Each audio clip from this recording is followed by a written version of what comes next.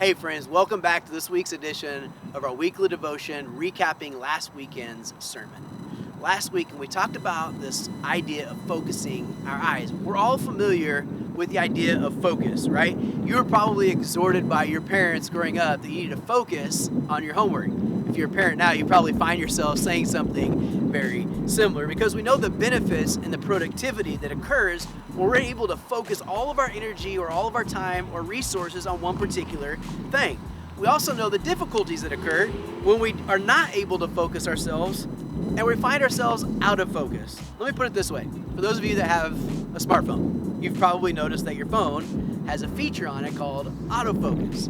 And so what your phone automatically does is it will focus on whatever you're taking a picture of. For example, I have Daniel here. If you're trying to take a picture of something far off, but you put your right hand in front of the camera, watch what happens. The camera will automatically focus on your hand and will leave what you're trying to capture blurry. See, your phone's autofocus automatically assumes that you're trying to take a picture of your hand. And here's the truth.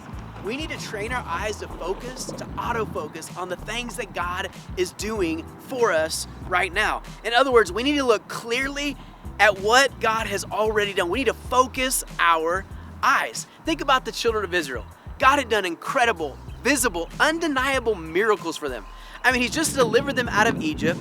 He's delivering manna to them on a daily basis.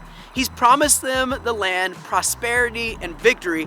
But over and over again, despite the incredible ways that God had worked in their favor, they found themselves focusing on the wrong things. Their eyes would turn to their enemies or their problems, and it was blinding them to what God would and could do for them and through them. And everything else, including everything God had done and everything that God had promised, it became blurry to them. And it's eclipsed by all the wrong things. And in response, they begin to wander, doomed to lives dictated by all the other things that they focused on rather than God. And so Moses, he sends out 12 spies to spy out the land that God had promised them. And watch what happens. They come back and they report to Moses. Watch this. At first they said, "We entered the land that you sent us to explore, and it is indeed a bountiful country." They said it's a land that's flowing with milk and honey. They see the promises of God. They even said this is the kind of fruit that it produces. Watch this. But the people, here it comes, the problem starts to come in to view. The people, they said, that are living there, they're powerful, and their towns are large and they're fortified. Listen to this. We even saw giant, you can see it. It's like their eyes are auto-focusing on the problem instead of the promise. Sadly, an entire generation missed out on their destiny because they lost their focus. What a tragedy if we too miss out on all that God has promised us because we choose to allow our problems to become our focus and we choose to take our eyes off the prize. Especially during this time of waiting, we have to choose to focus on God and our destiny in Him and what He has and what He is doing in our lives and the world around us. See, it's easy to let our focus wander to other things and to let our view of God get blurry. Today, we can't focus on the news or we can't focus on what is going on around us and let our view of God get blurry.